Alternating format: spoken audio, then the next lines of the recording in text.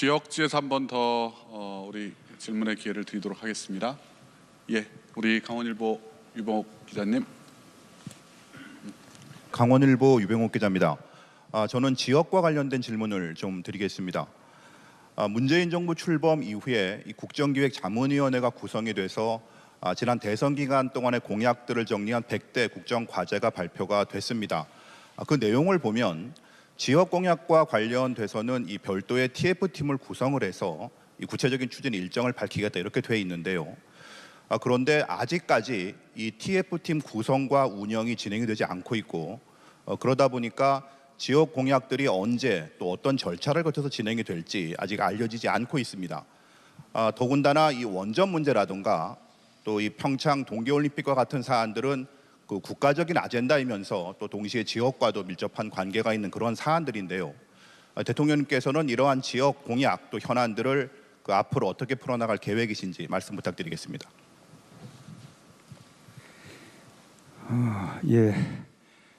지금 우리 그 정부는 그 인수위 과정 없이 지금 그 신백일을 맞이하고 있는데 너무 급하게 재촉을 하시는 것 같습니다. 일단 국정과제기획위원회는 국정과제 그 100대 과제를 선정했을 뿐이고 말씀하신 대로 그 지역 그 어떤 공약에 대해서는 지금부터 TF를 구성해서 하나하나 다듬어 가야 할 그런 상황입니다. 특히 강원도의 경우에는 평창 동계올림픽을 성공시켜야 한다는 것과 맞물려 있기 때문에 다른 지역보다 더 우선적인 관심을 기울이고 있습니다. 너무 걱정하지 않으셔도 잘 될 것이라고 그렇게 말씀드립니다. 예, 오늘도 시간이 지금 5분도 채 남지 않았네요. 앞으로 질문을 한 2개 정도만 더 받아야 될 것 같습니다. 그래서 사회 분야로는 이미 아까 지금 방금 질문에서 넘어왔고요. 좀 더 자유롭게 2개 정도의 질문을 받겠습니다. 예, 저기 빨간 스웨터 입으신 우리 기자님, 예, 질문하시죠. 대통령님 또 여기서 뵈니까 반갑습니다. 저 MBC 방송국의 김성희 PD입니다. 저희가 이 FTA에 대해서 말을 안 할 수가 없어요. 그러니까 한미 FTA에 대해서 이제 일단 어떠한 얘기가 나왔습니다. 근데 그 한미 FTA는 우리의 어떤 동맹, 한미 동맹의 굉장히 중요한 증표가 되는데 그런 맥락에 있어서 이 미국의 어떻게 보면 군사적 옵션에 대해서 또 연결을 안 질 수가 없습니다. 이게 억지를 하는 것이 아니라 과거에 그 북한 문제와 오늘날 북한 문제의 결정적인 차이는 북한이 ICBM이라는 어떤 그 기술적인 진전이 있었기 때문에 미국 본토의 어떤 위협을 강할 수 있는 가능성에 대해서 굉장히 심각하게 우려를 하고 있지 않습니까? 그러면은 전쟁의 rules of engagement에 따라서 미국이 굳이 한국하고 협의를 안 해도 거기에 대해서 어떠한 군사적인 결정을 내릴지에 대한 권리가 이제 발생이 됐기 때문에 그런 거와 또 FTA와 이런 것이 우리 한미 동맹의 어떻게 보면 질적인 또 양적인 어떤 측면에 좀 훼손이 되지 않을까 좀 우려가 되는데 대통령께서는 이걸 어떻게 이제 극복해 나가실 것이 좀 양쪽을 아울러서 부탁드리겠습니다. 감사합니다.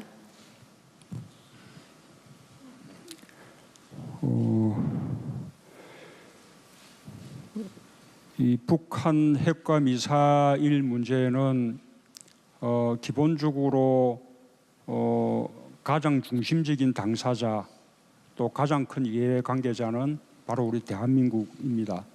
그러나 북미 간의 문제이기도 하죠. 그래서 북한이 계속해서 도발적인 행위를 할 경우 또 더 나아가서 북한이 미국에 대해서 공격적인 행위를 할 경우 그에 대해서 미국이 적절한 조치를 할 수는 있을 것이라고 생각합니다. 그러나 한반도 바깥이라면 모르되 적어도 한반도에서의 군사행동만큼은 우리 한국이 결정해야 하고 또 한국의 동의가 필요하다라는 말씀을 드리는 것입니다. 저는 설령 미국이 한반도 바깥에서 뭔가 군사적 행동을 취한다 하더라도 그것이 남북 관계에 그 긴장을 높여주고 그럴 우려가 있을 경우에는 아마 사전에 한국과도 충분히 협의할 것이라고 그렇게 확신합니다. 그것이 한미 동맹의 정신이라고 믿습니다. 미국의 그 FTA 이 개정 그 협상 요구에 대해서는 우리도 그 점을 미리 예상하고 있었기 때문에 이번 정부 조직법 개편에서 통상교섭본부로 격상하고 또 통상교섭본부장을 우리 대내적으로는 차관급, 대외적으로는 장관급으로 격상하는 조치까지 미리 취해 두었습니다. 미국에 대해서 당당하게 협상할 것이라는 말씀을 드립니다. 참고로 말씀드리자면 미국의 상무부 쪽의 조사 결과에 의하더라도 한미 FTA는 한미 양국에게 모두 호혜적인 그런 결과를 낳았다는 사실을 알 수 있습니다. 한미 FTA 체결 이후에 세계의 교역량이 12%가 줄어들었는데 2011년부터 2016년 사이에 그 5년간 한미 간의 교역량은 오히려 12% 늘어났습니다. 한국의 수입 시장에서 미국이 차지하는 비중이 늘어났고 미국의 수입 시장에서 한국이 차지하는 비중도 늘어났습니다. 뿐만 아니라 미국 무역위원회가 발표한 연구 결과에 의하면 한미 FTA가 없었더라면 미국의 무역 수지 적자가 더 크게 늘어났을 것이다. 한미 FTA에 의해서 미국의 무역 적자가 많이 줄어드는 효과가 생겼다. 그렇게 미국 스스로도 그런 연구 자료들을 내놓고 있습니다. 또 우리가 상품 교육에서는 우리가 많은 흑자를 보고 있지만 거꾸로 서비스 교육에서는 우리가 또 많은 또 적자를 보고 있고 대미 투자액도 우리가 훨씬 많습니다. 이런 점들을 충분히 제시하면서 미국과 국익의 균형을 지켜내는 그런 당당한 협상을 할 수 있을 것이라 생각하고 또 기본적으로 그 협상에는 많은 시간이 걸립니다. 그리고 또 그 협상 결과에 대해서 국회의 비준 동의도 거치게 돼 있습니다. 그래서 미국의 그 FTA 개정 협상 요구에 대해서 당장 뭔가 큰일이 나는 듯이 그렇게 반응하는 것은 별로 바람직하지 않은 일이라고 말씀드립니다. 네, 이제 정말 마지막 질문인데요. 우리 인터넷 신문 쪽에도 한번 기회를 주셨으면 좋겠습니다. 우리 오마이뉴스 최지용 기자. 예. 이제 겨우 하게 됐습니다. 노동 분야에 관련한 질문 드리려고 합니다. 그 복수노조가 시행된 지 이제 한 8년 정도가 지났는데 여전히 한국의 노조 조직률은 10% 정도로 OECD 최하위권에 있습니다. 여러 가지 원인이 있지만 아직도 사용자 쪽이 노조 설립을 막는다거나 설립되어 있는 노조를 파괴하는 일까지 벌어지고 있는데요. 최근에 삼성의 S그룹 전략문건, 노조 전략문건이 사실로 밝혀졌는데 그 동안에 여태까지 아무도 처벌받지 않았습니다. 결과적으로 이런 노동 문제, 부당노동 행위에 대한 공권력의 역할이 미진한 게 아니냐 이런 지적들이 나오고 있습니다. 비정규직 문제 해결 그리고 미조직 노동자들의 권익 보호를 위해서 노조 조직률을 끌어올려야 된다는 필요성이 계속 제기되는데 여기에 대한 대통령의 생각이 궁금합니다. 예, 우리가 새 정부의 중요한 국정 목표 중에 하나가 이 노동의 가치가 제대로 존중받는 그런 세상을 만들겠다는 것입니다. 이 노동의 가치가 제대로 존중되려면 정부가 노동자들의 권익을 보호하는 그런 정책들을 더 전향적으로 펼쳐야 하겠지만 또 한편으로는 노동자들이 스스로 단합된 힘으로 자신들의 권익을 키워나가는 것도 필요한 일입니다. 그런 면에서 노동자 조직률을 높여나가는 것은 대단히 중요하고요. 또 노동자 조직률을 높여나가겠다고 하는 것이 저의 지난 대선 공약이기도 했습니다. 정부도 노동자 보직률을 높이기 위해서 정책적 노력을 기울이겠습니다. 저는 한편으로 노동조합도 좀 더 대중적인 지지를 받을 수 있는 그런 식의 노력들을 함께 할 필요가 있다고 생각합니다. 노동조합의 이 결성을 가로막는 여러 가지 사용자 측의 부당 노동 행위에 대해서는 강력한 의지로 단속하고 처벌할 것이다라는 것을 미리 예고를 해드립니다. 예. 예, 마지막으로 한 분 그러면 질문 드리겠습니다. 안녕하십니까. 울산 경상일보 김두수 기자입니다. 사실 우리 앞서 기자님들께서 많은 질문을 해주셨는데 이 질문만큼은 꼭 드리고 싶습니다. 양해해 주시면 감사하겠습니다. 사실 울산의 경우에 원전 문제가 지금 뿐만 아니라 그 전국적 이슈가 되고 있는데요. 대통령께서 그 탈원전에 대해서는 굉장히 공감하고 있는 것 같습니다. 그런데 울산 신고리 그 오류코기에 대해서 현재 공론화위원회에서 여러 가지를 작업을 하고 있습니다. 그래서 대통령께서는 그 후보 시절에 탈원전에 대해서는 분명한 말씀을 해주셨습니다. 그래서 이 공론화위원회 관련해서 여쭈고자 하는데요. 대통령께서 국가의 소위 이 국책 사업에 대해서 직접 탈원전을 말씀하셨다고 한다면 이 문제를 직접 그 산자부라 대통령께서 직접 이 문제를 좀 주도적으로 해나갔으면 좋겠다는 그런 말씀을 드리면서 이 공론화위원회에 대해서 제가 불신하는 건 아닙니다만 과연 앞으로 어떻게 소출될 것인지에 대해서 많은 분들이 좀 의문점을 갖고 있습니다. 여기에 대해서 대통령께서 좀 소상하게 말씀해 주시면 감사하십니다. 고맙습니다. 공론화 공론조사라는 절차 없이 탈원전의 기조에 맞추어서 백지화해야 되는 거 아니냐, 지금 그 말씀이십니까? 그 문제를 좀 더 거시적으로 좀 더 검토를 해주셨으면 하는 그런 바람이 있는 것 같습니다. 예, 우선은 탈원전도 뭐 걱정하시는 분들이 있어서 조금 말씀을 드리자면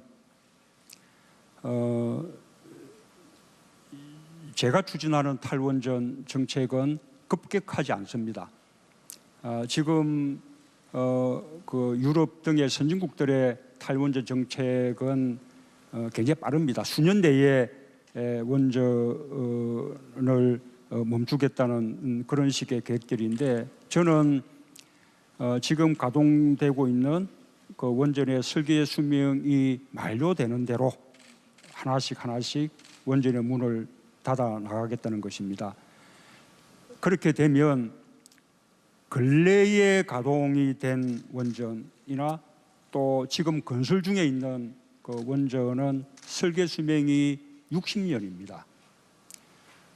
적어도 탈원전에 이르기는 데는 60년 이상의 시간이 걸리는 겁니다. 그 시간 동안 원전이 서서히 하나씩 줄어나가고 또 그에 대해서 LNG라든지 신재생 에너지를 비롯한 대체 에너지원을 마련해 나가는 것은 조금도 어려운 일이 아닙니다. 그리고 그것이 무슨 전기 요금의 아주 대폭적인 상승을 불어일으키는 그런 일도 아닙니다. 이렇게 탈원전 계획을 해 나가더라도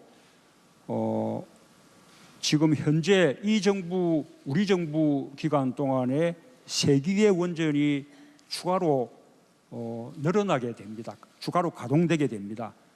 그리고 그에 반해서 줄어드는 원전은 지난번에 가동을 멈춘 고리 1호기와 그다음에 앞으로 또 가동 중단이 가능한 월성 1호기 정도입니다. 2030년에 가더라도 원전이 차지하는 우리 전력 비중이 20%가 넘습니다. 그것만 해도 우리는 세계적으로 원전의 비중이 가장 높은 나라 중에 하나입니다. 그래서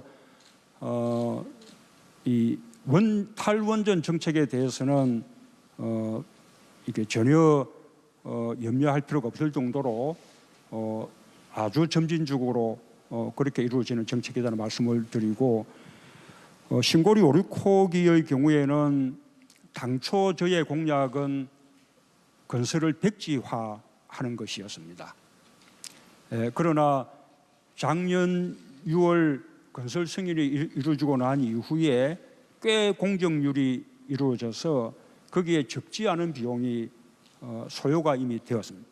그리고 또 중단될 경우에는 추가적인 매몰 비용도 또 필요하다고 합니다.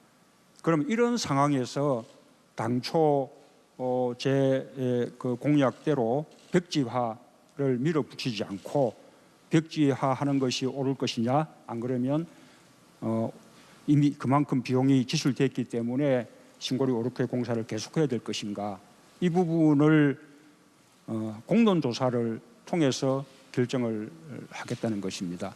말하자면 공론조사를 통한 사회적 합의 결과에 따르겠다는 것인데, 저는 아주 적절한 과정이라고 생각합니다.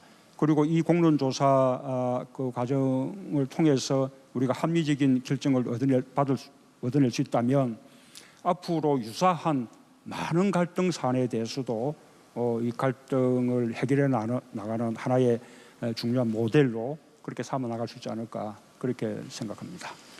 예, 아쉽지만 이제 오늘 행사를 마쳐야 될 때가 됐습니다.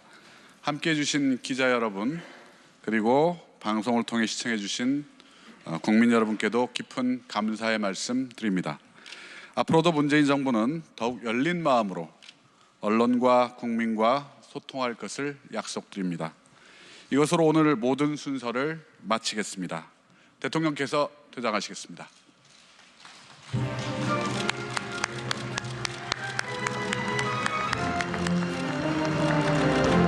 문재인 대통령께서 퇴장하고 있습니다. 기자 여러분, 앞으로 남은 임기 동안 대한민국을 더욱 잘 이끌어달라는 뜻으로 격려와 응원의 박수를 부탁드립니다.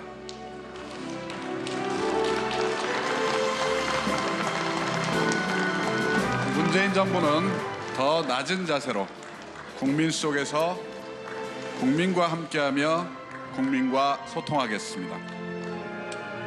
국민 여러분께 국민을 섬기며 나라다운 나라, 원칙이 똑바로 서는 나라를 만들겠다는 다짐을 드리겠습니다. 이상으로 문재인 대통령 취임 100일 기자간담회를 마치겠습니다. 지금까지 시청해주신 국민 여러분, 대단히 감사합니다. 이제 그 100대 과제를 선정했을 뿐이고, 말씀하신 대로 그 지역 그 어떤 공약에 대해서는 지금부터 TF를 구성해서 하나하나 다듬어 가야 할 그런 상황입니다. 특히 강원도의 경우에는 평창 동계올림픽을 성공시켜야 한다는 것과 맞물려 있기 때문에 다른 지역보다 더 우선적인 관심을 기울이고 있습니다. 너무 걱정하지 않으셔도 잘 될 것이라고 그렇게 말씀드립니다. 예, 오늘도 시간이 지금 5분도 채 남지 않았네요. 앞으로 질문을 한 2개 정도만 더 받아야 될 것 같습니다. 그래서 사회 분야로는 이미 아까 지금 방금 질문에서 넘어왔고요. 좀 더 자유롭게 2개 정도의 질문을 받겠습니다. 예, 저기 빨간 스웨터 입으신 우리 기자님, 예, 질문하시죠. 대통령님, 또 여기서 뵈니까 반갑습니다. 저 MBC 방송국의 김성희 PD입니다. 저희가 이 FTA에 대해서 말을 안 할 수가 없어요. 그러니까 한미 FTA에 대해서 이제 일단 어떠한 얘기가 나왔습니다. 근데 그 한미 FTA는 우리의 어떤 동맹, 한미 동맹의 굉장히 중요한 증표가 되는데, 그런 맥락에 있어서 이 미국의 어떻게 보면 군사적 옵션에 대해서 또 연결을 안 질 수가 없습니다. 이게 억지를 하는 입니다. 더군다나 이 원전 문제라든가 또 이 평창 동계올림픽과 같은 사안들은 그 국가적인 아젠다이면서 또 동시에 지역과도 밀접한 관계가 있는 그런 사안들인데요. 대통령님께서는 이러한 지역 공약 또 현안들을 그 앞으로 어떻게 풀어나갈 계획이신지 말씀 부탁드리겠습니다.